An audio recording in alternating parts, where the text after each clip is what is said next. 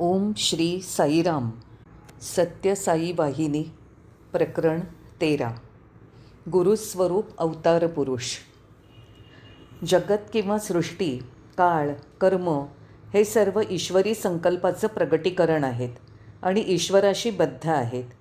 काही जण त्यांना मिथ्या किंवा असत्य मानतात, परंतु सत्याचं मूर्त स्वरूप परमेश्वर असत्य कसं कल्पू शकेल?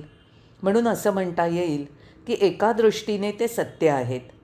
ज्यावेळी उत्क्रांती आवरणामध्ये परिवर्तित होते आणि सर्व चेतन आणि अचेतन वस्तूंच्या महाप्रलयाची अंतिम अवस्था येते, त्यावेळी केवळ ईश्वर अस्तित्वात असतो. काळ ईश्वर शक्तीची अभिव्यक्ती आहे, म्हणून तो अनादि अनंत आहे. कर्मसुद्धा एक महान सत्य असून ते देखील असंच मानायला पाहिजे. ईश्वर सीमा आणि बंधनं यांना दुर्लक्षित करणारी दिशाहीन शक्ती नाही. तो सर्वथा गतजन्मांच्या कर्मांनुसार परिस्थिती आणि वातावरण तयार करतो. सृष्टी, काळ आणि कर्म तिन्ही ईश्वरामध्ये सत्य आहेत आणि ईश्वराबरोबर सत्य आहेत. ती ईश्वराच्या वापराची उपकरणं आहेत. ती त्याच्याशी आबद्ध आहेत. ईश्वर साधारणतः इंद्रियगोचर नाही, परंतु ज्या भक्ताचं ईश्वराशी इतकं उत्कट प्रेम आहे की तो ईश्वरामध्ये विलीन होण्याची तीव्र इच्छा करतो, त्याच्यासाठी तो गोचर आहे. असं का? असे भक्त ईश्वराला भौतिक वस्तूप्रमाणे स्पष्ट जाणू शकतात. ईश्वर निराकार आहे असं म्हणतात.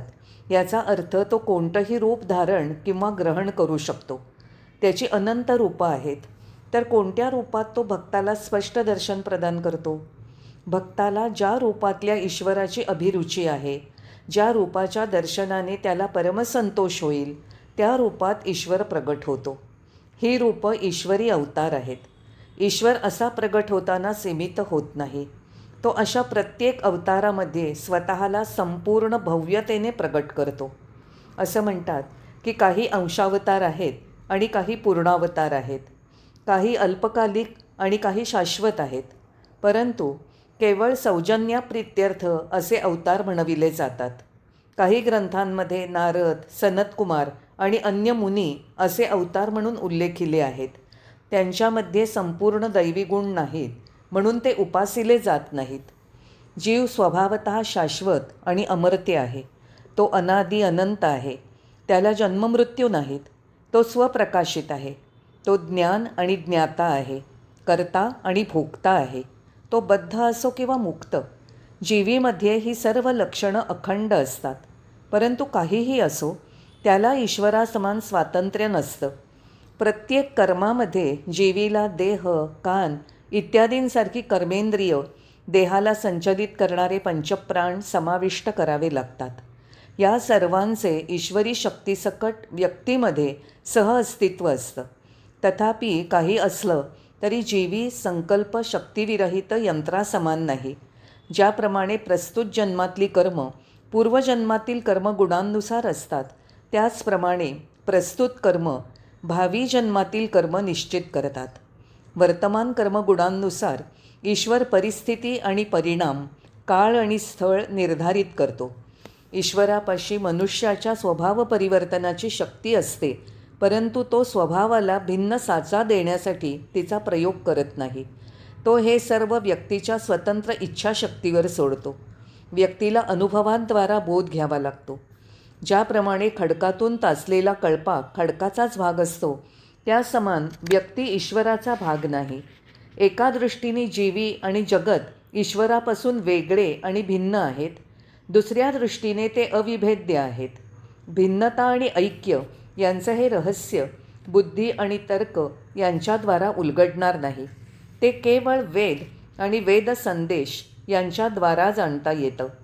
सत्यसाई वाहिनीचा हा मुख्य संदेश आहे. पूर्वजन्मातील संचित कर्मफलांचं ओझं घेऊन प्रत्येक बालक जगात प्रवेश करतं. मेधातून उद्भवणाऱ्या विद्युल्लतेप्रमाणे ते प्रकृतीच्या कुशीतून खाली पडत नाही. पूर्वजन्मातील त्याच्या शुभ आणि अशुभ कर्मफलांना भोगण्यासाठी त्याचा या जगात जन्म होतो. माणसांमधील दृश्यमान भिन्नतेचं कारण हे आहे. हाच कर्मसिद्धांत आहे. माणसांमध्ये प्रत्येकजण स्वतःच आपलं सौभाग्य दुर्भाग्य यांचं कारण आहे. तो स्वतःच निर्माता, शिल्पकार आहे. प्राक्तन, भाग्य, पूर्वसंचित, ईश्वरेच्छा ही सर्व स्पष्टीकरणं कर्मसिद्धांताने धाराशायी केलेली आहेत. मनुष्य आणि ईश्वर यांचा ऐक्य संबंध केवळ या कर्मसिद्धांतावर किंवा कर्मसूत्रावर आधारित असू शकतात.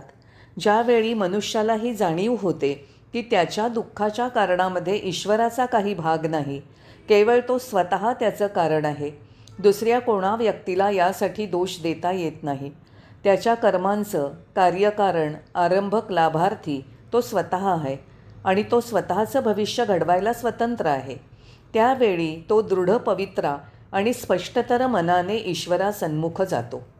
वर्तमान काळात जर एखादा माणूस दुर्भाग्यग्रस्त असेल तर निश्चितच ते त्याचा कर्माचा परिणाम आहे. याप्रमाणे त्याने विश्वास ठेवायला पाहिजे की सुख आणि सद्भाग्य त्याच्याच हातात आहे. त्याने निश्चय केल्यास सुख आणि सद्भाग्य तो प्राप्त करू शकतो. जर या समयी व्यक्ती पवित्रात्मा आहे तर त्याचं कारण तो स्वतः आहे. तीव्र इच्छा असल्याशिवाय मनुष्य काही प्राप्त करू शकत नाही. म्हणून हे स्पष्ट आहे की माणसामधील स्वाभाविक इच्छाशक्ती सर्व अवस्था आणि परिस्थिती, सर्व निर्मिती आणि परिवर्तनं यांच्या अतीत आहे. तिने दर्शवलेली स्वतंत्रता त्याच्या पूर्वकर्मांचं फल असतं. ती शक्तिशाली, अनंत फलदायक आणि सर्वोच्च असते. पुढील प्रश्न मुक्तीचा आहे. आत्मा पुल्लिंगी नाही आणि स्त्रीलिंगीसुद्धा नाही. त्यावर अशा विशेषता आरोपित करणं अशक्य आहे. हे केवळ शारीरिक गुण आहेत. आत्म्याबद्दल चर्चा करताना अशा कल्पना केवळ भ्रांतीची लक्षणं आहेत. भौतिक शरीराबद्दल चर्चा करताना या कल्पना यथार्थ आहेत. वय यावरील चर्चा देखील या भ्रांतीची उत्पत्ती आहे. आत्मा शाश्वत आहे. हे अजरामर अस्तित्व नित्य एक आणि एकमेव आहे. आत्मा कसा अवतरित झाला? शास्त्रांमध्ये केवळ एकच स्पष्टीकरण आहे. या सर्व कोशबद्धतेचं आणि बंधनांचं केवळ एकच कारण आहे: अविद्या, योग्य ज्ञानाचा अभाव. अविद्येने माणूस बद्ध होतो, म्हणून त्यावर ज्ञान हाच उपाय आहे. केवळ तेच त्याला पार नेऊ शकतं. हे ज्ञान कसं प्राप्त होऊ शकेल? ज्ञानप्राप्तीचे 3 मार्ग आहेत: प्रेमाद्वारे, भक्तीद्वारे म्हणजे ईश्वराची संपूर्ण भक्तीने आणि समर्पण भावनेने केलेली आराधना, आणि ईश्वराचं चालतं मंदिर असलेल्या प्रत्येक जीवीची, कारण तो त्या प्रत्येकात निवास करतो, प्रेमपूर्ण सेवा आणि सन्मान करून अविद्येचा नाश केला जाऊ शकतो आणि बंधनं तोडली जाऊ शकतात. व्यक्ती त्यानंतर मुक्त होते. शास्त्रांमध्ये ईश्वरासंबंधी 2 कल्पना वर्णिल्या आहेत. सगुण स्वरूपात ईश्वर ज्ञात होऊ शकतो ही कल्पना, आणि तो सर्व विशेष गुणांपासून मुक्त म्हणजेच निर्गुण असल्याने तो असा आहे किंवा तसा आहे अशा प्रकारे वर्णिला जाऊ शकत नाही ही कल्पना. अर्थातच सगुण आणि निर्गुण रूप. सगुण ईश्वर हा सर्व जीवांचा आणि वस्तूंचा कर्ता, भर्ता आणि संहारक, जगतपिता आणि जगन्माता असा जाणलेला आहे.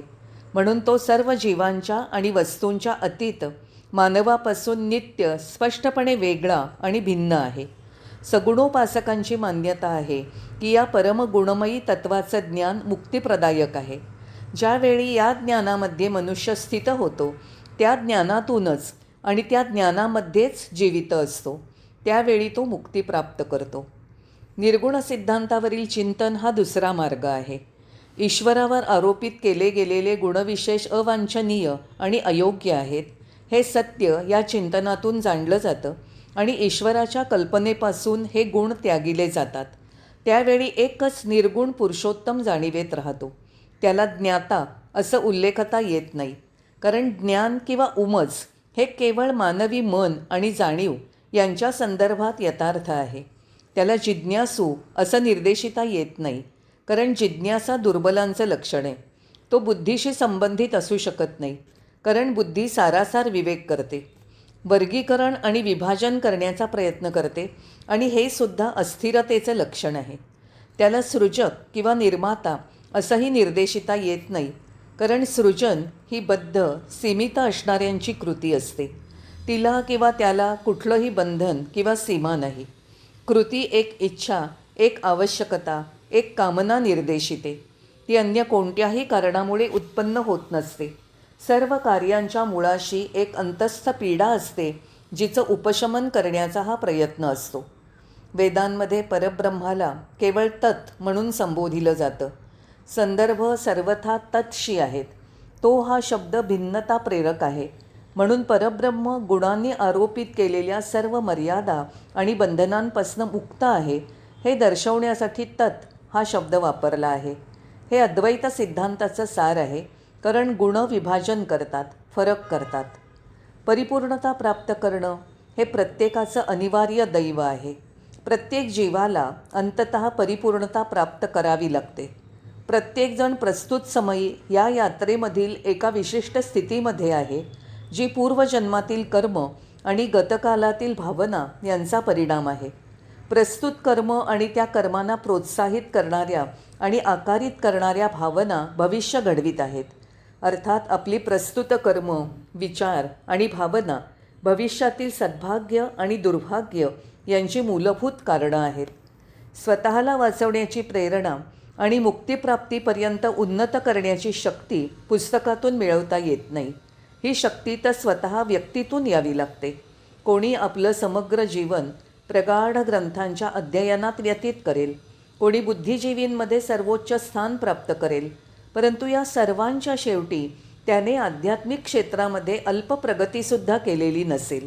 म्हणून सर्वोच्च स्थान प्राप्त केलेला विद्वान आध्यात्मिक ज्ञानाने परिपक्व असेल असा निष्कर्ष काढणं अत्यंत चुकीचं ठरेल. तो विद्वान जसा ग्रंथातून अधिकाधिक ज्ञान प्राप्त करेल तसा स्वतःला आध्यात्मिक मार्गावर अधिकाधिक प्रगत आहोत अशी कल्पना करेलही. परंतु ज्यावेळी तो आपल्या अध्ययनाच्या फलाचं परीक्षण करेल त्यावेळी त्याला उमजेल की जरी त्याची बुद्धी अधिक कुशाग्र आणि जड झाली आहे तरी त्याने अंशमात्र देखील आत्मज्ञान प्राप्त केलेलं नाही. अधिकतर लोकांमध्ये आध्यात्मिक विषयांवर उत्तम प्रवचनं देण्याचं प्रावीण्य आहे, परंतु वास्तविकता प्रत्येकजण पारमार्थिक जीवन जगण्यात अयशस्वी झाला आहे. या दुःखद परिस्थितीचं वास्तविक काय कारण आहे? प्रस्तुत समयी आध्यात्मिक ग्रंथांचं अध्ययन श्रेष्ठत्व प्राप्तीच्या स्पर्धेमधून शिष्यवृत्ती मिळवण्यासाठी, उपजीविकेचं साधन म्हणून, स्वतःला एखाद्या विशिष्ट दृष्टिकोनाचा अजय समर्थक म्हणून डौल मिरवण्यासाठी आणि साधारणतः पंडित म्हणून कीर्ती मिळवण्यासाठी केलं जातं. तो विद्वान गीतेवर विस्तृत भाष्य लिहिलंही, परंतु या सर्व अध्ययनांचं परिणामस्वरूप आपलं चारित्र्य, व्यवहार आणि आचार याद्वारे तो पूर्ण गीतामय झाला आहे हे त्याने दर्शवलं नाही, तर हे सर्व पांडित्य सर्वत्र मिरवलेलं ओझं ठरेल. हा बोध बिंबवण्यात भारतीय परमार्थ वाहिनी प्रयत्नशील आहे. तुमच्यातील सुप्त गुरु पुरुष हाच या बोधाचा स्रोत आहे. शास्त्र आणि अन्य धर्मग्रंथांचं अध्ययन माणसामधील अस्तित्वात असलेल्या आध्यात्मिक प्रेरणा दृढ करते आणि त्यानुसार आचरणासाठी प्रोत्साहित करते. या अध्ययनाद्वारे मिळालेलं ज्ञान मेंदूसाठी खुराक म्हणून वापरू नका. त्या ज्ञानाचे व्यक्तीच्या आनंदामध्ये उदात्तीकरण झालं पाहिजे. असूया, दंभ, अहंकार हे दुर्गुण व्यक्तीमधून दूर गेले पाहिजेत. हा आध्यात्मिक खजिना अन्य स्रोतांपासून सुद्धा प्राप्त करता येतो. केवळ दाता परमसिद्धी प्राप्त झालेला हवा आणि ग्रहणकर्ता सिद्धीप्राप्तीसाठी आवश्यक विशेष गुणांनी संपन्न हवा. बीज सजीव असलं तरी ते अंकुरण्यासाठी माती नांगरलेली आणि सुपीक हवी. ज्यावेळी या दोन्ही अटी पूर्ण होतात त्यावेळी आध्यात्मिक यशाचं पीक निश्चित हाती येतं. धार्मिक उपदेशकांमध्ये चित्तवेधक निपुणता असावी लागते. श्रोतासुद्धा कुशाग्र आणि स्पष्ट समज असणारा पाहिजे. ज्या वेळेला दोन्ही आश्चर्यकारकरित्या श्रेष्ठ असतात आणि विलक्षण उत्साही असतात त्यावेळी परिणामस्वरूप सर्वोच्च आध्यात्मिक जागृती होते. अन्यथा असे परिणाम क्वचितच प्राप्त होतात. हे खरे गुरु आहेत. ते तुमची हृदय काबीज करतात, तुमची संपत्ती नव्हे. शिष्यांना गुरु उपदेशावर चिंतन करावं लागतं आणि गुरुसेवेत एकाग्र व्हावं लागतं. शिष्याला गुरु उपदेश दैनंदिन कर्म आणि प्रत्यक्ष व्यवहारात अनुसरावा लागतो. त्याने आपलं हृदय भक्तीने भरावं आणि समग्र कौशल्य गुरुची शिकवण मूर्त करण्यामध्ये लावावं. केवळ अशी व्यक्ती शिष्य म्हणायला पात्र असते.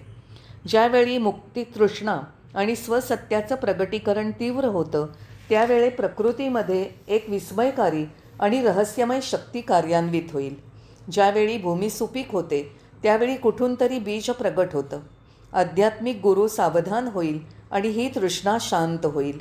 ग्रहणकर्त्याने प्रकाशदात्याला आकर्षित करण्याची शक्ती विकसित केलेली असते. ही शक्ती बलशाली आणि परिपूर्ण असते. म्हणून प्रकाश प्रदान करणारे दिव्य तेज स्वाभाविकतः अनुग्रहासाठी सज्ज होईल.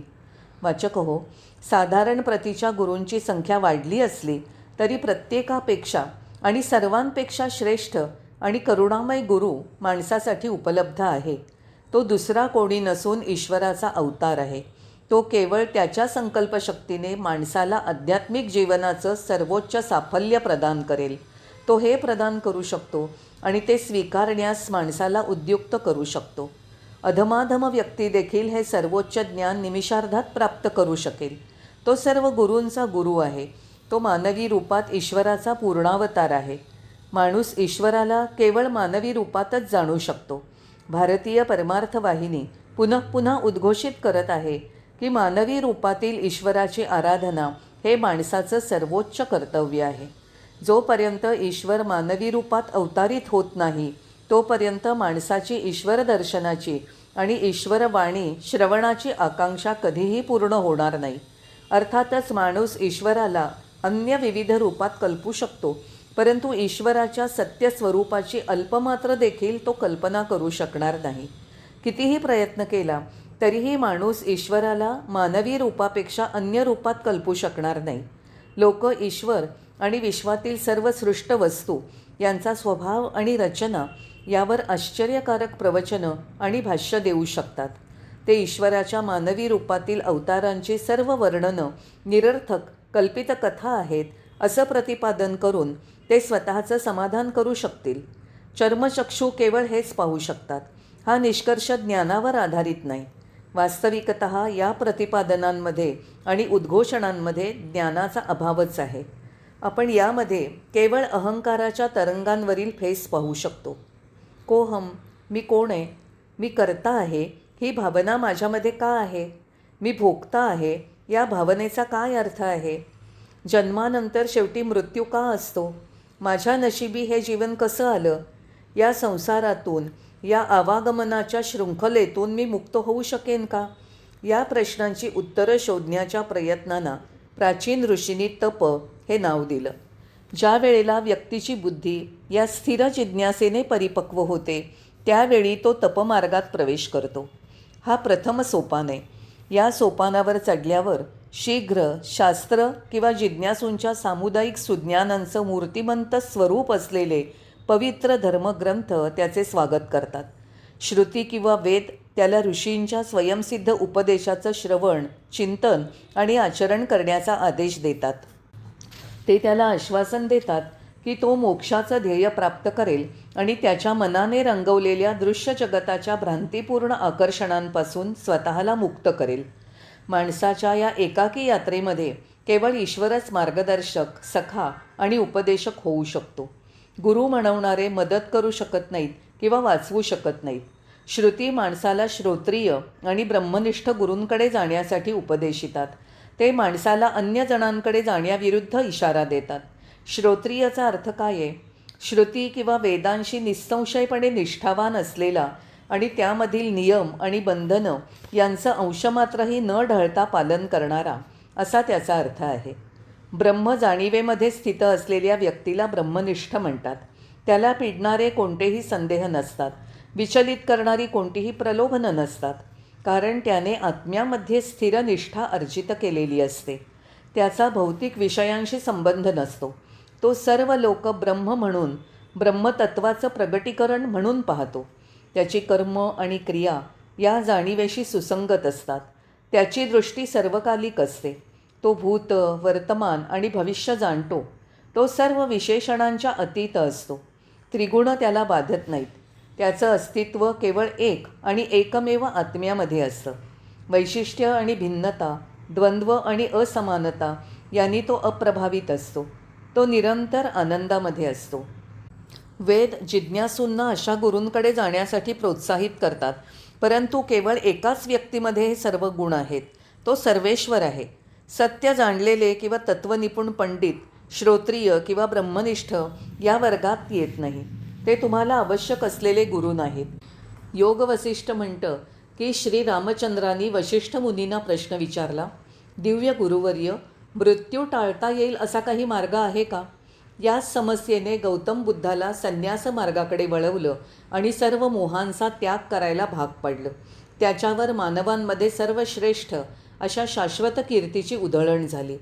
भक्त शिरोमणी प्रल्हाद कुमार अवस्थेत आपल्या सहाध्यायानं म्हणाला, मित्रांनो, आपल्याच वयाची काही मुलं मृत्युमुखी पडलेली, जाळलेली किंवा पुरलेली तुम्ही पाहिली नाहीत का?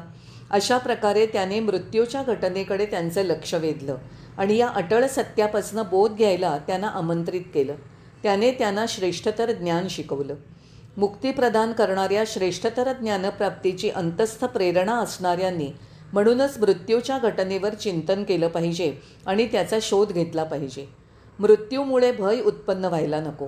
त्याला अमंगल मानणं योग्य नाही. केवळ इतरांना मृत्यू आहे आणि स्वतःला मृत्यू नाही अशी कल्पना करून या समस्येपासून तुम्ही पळ काढू नका. मृत्यूवरील चिंतनसुद्धा सांप्रतकाळी अयोग्य आणि अहितकारक आहे असं ठरवून पुढे ढकलू नका. कारण वास्तविकतः मृत्यूचा शोध हा स्वतःच्या सत्याचा शोध आहे. हे सत्य जाणलंच पाहिजे. दृश्य जगताचं सत्य, स्वभाव आणि यथार्थता जाणण्यासाठी माणसाला विशेष देणगी म्हणून मिळालेल्या विवेकाचा उपयोग करायला पाहिजे. मी कोण आहे या समस्येचं मूल कारण मृत्यू हे सत्य आहे, म्हणून हे सत्य विचारार्ह नाही असं समजून दुर्लक्षित करायला नको. तुम्ही भयभीत होऊन त्यापासून पळ काढू नका. कारण तुम्ही तसं केलं तर अज्ञानाच्या प्रथम पायरीवर पोचाल आणि मनामध्ये मूर्खत्वाच्या वृक्षाचं बीजारोपण कराल. तुम्ही मायेचे स्तंभ उभे कराल.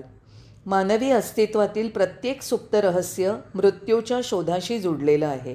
ज्यावेळी मृत्यूचा शोध घेतला जातो केवळ त्याच वेळी ईश्वराचा गौरव आणि महिमा पूर्णपणे प्रकट होतो. कठोपनिषदामध्ये नचिकेताने मृत्यूचा देव यमाकडून मागितलेल्या 3 वरांमध्ये मुख्य वर मृत्यूसंबंधी होता. माणूस मृत्यूनंतर अस्तित्वात असतो का? काही जण घोषित करतात की तो अस्तित्वात असतो, तर अन्य काही तो अस्तित्वात नसतो असं प्रतिपादन करतात. प्रत्येकजण आपल्या कल्पनाशक्तीनुसार विवाद करतो. यापैकी कोणता विचार सत्य आहे? या समस्येचं समाधान करा. नचिकेताने प्रार्थना केली आणि उत्तर मिळवण्यासाठी आग्रह केला. यमाने या प्रार्थनेकडे दुर्लक्ष करायचा प्रयत्न केला. तो म्हणाला, पुत्रा नचिकेता, हे एक अगम्य रहस्य आहे. पवित्र ग्रंथ हा विषय सूक्ष्मातिसूक्ष्म आहे असा विचार करतात. मला आढळतं की देवांनासुद्धा ही घटना जाणून देणं अशक्य आहे. तरीसुद्धा तुला हा वर प्राप्त करण्याची उत्कंठा आहे. तू या समस्येने बाधित का व्हावंस? तू एक निष्पाप बालक आहेस. तू अनेक आनंददायी घटनांचा अनुभव घेणाऱ्या दीर्घ आयुष्याला पात्र आहेस. मी तुला विशाल संपत्तीचा वर देतो, त्याचा स्वीकार कर आणि अपार आनंदाने भरलेल्या जीवनाचा उपभोग घे. कितीही भौतिक सुख माग, मी तुला ती प्रदान करीन. चल, सर्वोच्च आनंदाचा वर प्राप्त कर. परंतु नचिकेत उत्तरला, धर्मराजा, कितीही विशाल संपत्ती असो, त्यापासून प्राप्त होणाऱ्या कितीही आनंददायक अनुभूती असोत, त्यांना तुझा आघात तक्रार न करता सहन करावा लागणारच ना. सृष्टीमधील कोणीही तुझ्यापासून वाचलेलं नाही, हो ना? प्रत्येक वस्तू मृत्यूमध्ये बुडालेली आहे, तर मी केवळ क्षणिक आनंद देणाऱ्या वस्तूंची आकांक्षा का करू? माझी हार्दिक इच्छा असलेला वर मला दे. महाभारतामध्ये धर्मराजाला या जगातील सर्वात महत् आश्चर्य कोणतं या प्रश्नाचं उत्तर द्यावं लागलं आणि धर्मराजा उत्तरला, जरी आपण प्रत्येक दिवशी लोक मृत्युमुखी पडताना पाहत असलो तरी आपण स्वतः मरणार असं आपल्याला वाटत नाही. यापेक्षा महत् आश्चर्य कोणतं असू शकेल? अशाच प्रकारे प्रसिद्ध ऋषी याज्ञवल्क्य यांनी संन्यासाश्रमात प्रवेश करण्याचा निश्चय केल्यानंतर आपल्या 2 पत्नी कात्यायनी आणि मैत्रेयी यांना पाचारण केलं आणि सांगितलं की त्यांनी आपली स्थावरं आणि जंगम मालमत्ता दोघींसाठी समप्रमाणात विभाजित केली आहे. हे ऐकल्यानंतर उच्चतर बुद्धिमत्ता आणि अंतर्दृष्टीने विभूषित असलेली ज्येष्ठ पत्नी मैत्रेयीने विरोध व्यक्त केला आणि स्मितहास्य करत ती उद्गारली, स्वामी, मला प्रदान केलेली ही संपत्ती माझं मृत्यूपासून रक्षण करून मला अमर करू शकेल का? तसं आश्वासन मला देत असलात तर निश्चितच मी तुमचा आदर करून तिचा स्वीकार करीन. याज्ञवल्क्यांनी स्पष्टीकरण केलं, संपत्तीमुळे प्राप्त होणाऱ्या आनंदी जीवनाच्या संभावनांमुळे जीवन सुखकर आणि आल्हाददायक होतं. तुला या मौल्यवान संपत्तीची गरज नाही असं म्हणायचं आहे का? पण मैत्रेयी ठाम राहिली. ती म्हणाली, जर आपलं म्हणणं सत्य असेल तर त्या संपत्तीचा उपभोग घेऊन त्यापासून आनंद प्राप्त करणं आपणच चालू ठेवलं असतं. आपण तिचा त्याग करून संन्यासी होण्याचा निर्णय का घेतला? नाही, आमच्यासारख्या दुर्बल मनाच्या स्त्रियांची भ्रांतिकारक अलंकार दाखवून फसवणूक करणं योग्य नाही. जी संपत्ती आपण नाकारत आहात तीच आम्हाला शांती आणि सुख कसं प्रदान करेल? या क्षणभंगूर वस्तू आहेत, त्या नाशिवंत आहेत, त्या आम्हाला अधिक बंधनात जखडणाऱ्या आहेत. आम्हाला जे अज्ञान त्यागण्याची तीव्र इच्छा आहे त्याचं त्या पोषक आहेत. चिंता आणि पीडा यांचं त्या मूलभूत कारण आहेत. त्या आत्माक्षेत्रातील नाहीत, म्हणून मूलतः दूषित आहेत. ज्या वेळेला मैत्रेयीने हे सत्य पुढे मांडलं त्यावेळेला याज्ञवल्क्य निःशब्द झाले. पुढे कसं जावं हे न जाणल्यामुळे ते नतमस्तक होऊन तिच्यासमोर उभे राहिले. त्यावेळी मैत्रेयी आपल्या पतीच्या चरणांवर कोसळली आणि म्हणाली, स्वामी, आपण सर्व रहस्यांचे अधिपती आहात. आमची बुद्धिपरीक्षा करण्यासाठीच आपण आम्हाला पाचारण करून हा प्रस्ताव आमच्यासमोर मांडला असणार. मला सुखोपभोग किंवा समाधानाची सुद्धा इच्छा नाही. मला मालमत्ता आणि संपत्तीची आसक्ती नाही. शाश्वत आनंद प्रदान करणाऱ्या मार्गाचा मला उपदेश द्या. वास्तविकतः हा एकमेव मार्ग आहे. परब्रह्म, अद्वैतिक शास्त्र उद्घोषित ब्रह्म सत्यम जगत मिथ्या जीवो ब्रह्मैव नापरम. केवळ ब्रह्म सत्य आहे, जगत मिथ्या आहे आणि जीवीच ब्रह्म आहे. जगामध्ये माणसाशी जे सर्व घडतं ते स्वप्नानुभूतीप्रमाणे मिथ्या आहे. त्या घटना अदृश्य होतात आणि पुन्हा दृश्यमान होतात. जीवनात अनुभवलेले सुख आणि आनंद हे द्वेष, मत्सर आणि स्वार्थी लोभ यांच्या वाळवंटातील वाळूवर प्रगट होणाऱ्या मृगजळा समान आहेत. आता हे मृगजळ सत्य मानून त्याकडे धावणाऱ्या व्यक्ती गुरु कशा होऊ शकतील? त्यांना ज्ञानी म्हणणं योग्य ठरेल का? ते मिथ्या अधिकाराच्या उच्चासनावर स्थापिलेले आहेत. त्यांच्या शिकवणीचे स्वतः आचरण करत नाहीत. त्यांनी प्रतिपादन केलेले आदर्श ते स्वतः दुर्लक्षित करतात. आध्यात्मिक प्रगती आवश्यक असलेल्या जिज्ञासूंना हे लोक उदाहरण कसे ठरतील? ते अस्सल नाहीत, कारण त्यांच्यामध्ये गुरुतत्वाचा अंशमात्रही नाही. केवळ सर्वेश्वरच अस्सल गुरु आहे. सर्व जिज्ञासूंसाठी हाच मार्ग आहे. त्यांनी ही श्रद्धा जोपासावी. जय साईराम.